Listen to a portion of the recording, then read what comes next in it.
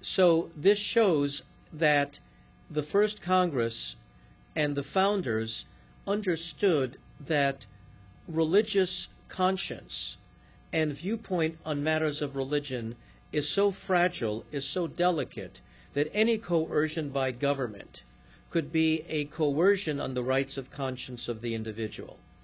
So what this all boils down to was also expressed by President John Adams in the Treaty of Tripoli, where he said the United States is not founded on the Christian religion or any religion. And the upshot is that the framers intended specifically a government in which believer and non-believer and religious dissenter are neutral. Also, for a small city to adopt the phrase "In God We Trust" as an official motto can be even more frightening than for a large nation to do so, because a small city is a small community, and it is a statement that those who do not link their patriotism to some form of worship are somehow less patriotic, and that those who do not see a supernatural being as an integral component of the city's function have somehow less of a sense of civic duty and morality. And the truth is, it is a bad idea for particularly small towns to so communicate to its residents that you are not considered as equal a part of the city's mission if you delete from your reference, if you delete from your life stance framework a belief in a supernatural deity. So the reason we ask people to vote no on this measure is because if the measure is turned down, everybody is equal in Villa Park. Believers and non-believers are equal, and city government is not making the statement that somehow the best civic virtue is tied to belief in a deity, but by staying silent on the issue, the city of Villa Park, in rejecting this measure, would be making the statement that everyone within the city limits is an equal citizen, regardless of whether they embrace belief in a supernatural being or not. And so from the church-state separation standpoint, we urge a no vote on Measure AA. Thank you, Mr. Talbash. In the meantime, I've got a question or two of my own here. I'd like to ask this of both panelists. I know you've both sort of already discussed this in your opening statements, but just in 2 minutes or less, what's the short answer to, is the United States a Christian nation? Would you like to go first? Well, the United States was founded specifically to be a nation where believers and non-believers are equal. Thomas Jefferson, the greatest influence on James Madison, was not a believing Christian. He was a deist. He didn't believe in the divinity of Jesus. And then John Adams in the Treaty of Tripoli said our nation was not founded on the Christian religion. Many of our founders took the view that some kind of deity may have jump-started the world and then took an eternal coffee break. This is what's known as deism. So whether or not we can break down who were Christians and who were not, the overwhelming evidence from the debates and from the words of Jefferson and Madison prior to and after the passage of the First Amendment, that the laws to protect infidels equal, demonstrates that the country, though it may have a majority of Christians, is to be officially neutral in matters of religion. So the majority of Americans may be Christian, but the country is officially a secular nation where believers and non-believers are to be equal before the law. Okay. Eddie, is the United States a Christian nation? Gary. Yeah, that's okay. Thank you. He's at him, Gary. That's all right. We are a Christian neutral nation. I agree with Eddie that we have people who founded our nation who did have some kind of understanding or belief in God. Deist, which is not exactly Christian doctrine, and people who are Orthodox Christians would certainly say they were not Christian, but they had a belief in God, Declaration of Independence, that we have inalienable rights, they were God-given rights.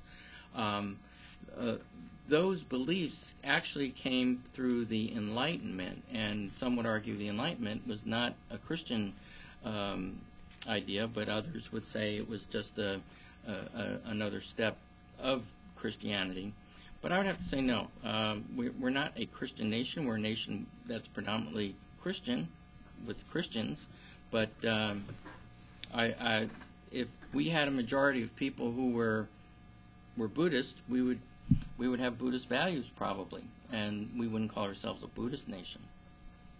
So if I think you're both in agreement then that we're not a Christian nation, quote unquote.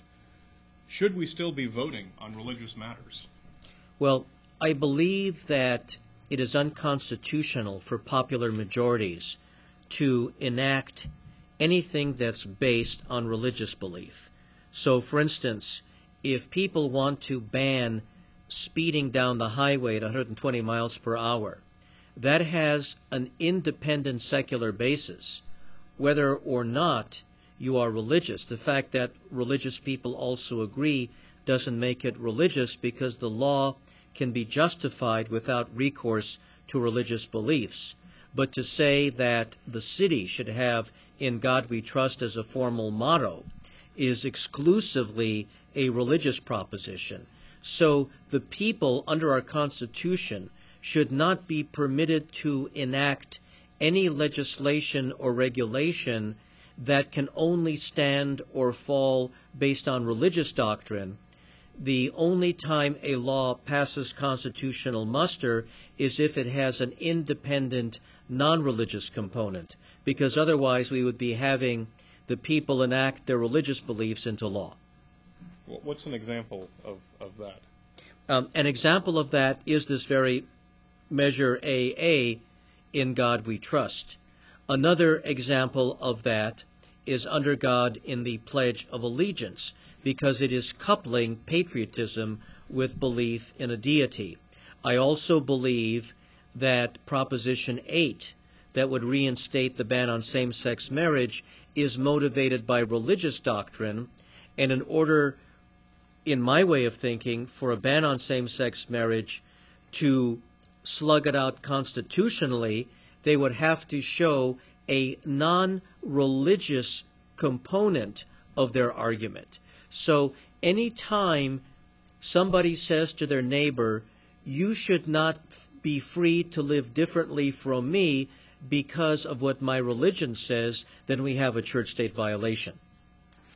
Okay. Should we be voting on religious matters?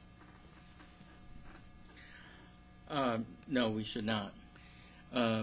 To be saying, well, we're going to vote for this because this is going to make this country more Christian, or we're going to vote for this because it's going to keep another religion out, I think is not right. I think it steps over the bounds of what religion's role plays in our system of government. If anyone has a question, come right up to the mic. I do live in Villa Park, so I'm glad that we have the opportunity to talk. It's a little ironic that we import people from out of Villa Park to talk to us about why we should vote down Proposition AA. For full disclosure, I actually wrote the ballot argument in favor of Prop AA. I was asked to do it by members of the City Council, so I don't know if that's author's pride or just full disclosure. Interesting, there may be a tie-in, by the way, to Proposition 8. And Mr. Tabash, and I respect your constitutional analysis, I just disagree with it. So did the state of Washington when they voted 5-4 to uphold their Defense of Marriage Act. California didn't on May 15th, so we have Prop 8 on the ballot. And there are plenty of non-religious arguments based on procreation protection of children as to why Prop 8 should pass, and hope it will pass, and I'm voting yes on Prop 8. But on the issue of government, first of all, let's put it in perspective. The City Council didn't impose this on Villa Park. They could have. But they decided, let's put it up to a vote. That's the democratic process. Abe Lincoln said in the Gettysburg Address, we're of the people, by the people, and for the people. And so let's put it to a vote. And so that's what we're doing here. We're putting it to a vote. And come November 4th, when Proposition AA or Measure A passes, everyone's still going to be equal. I don't think the theists are going to thumb the nose to the non-theists. We're all going to get along, because I don't think the United States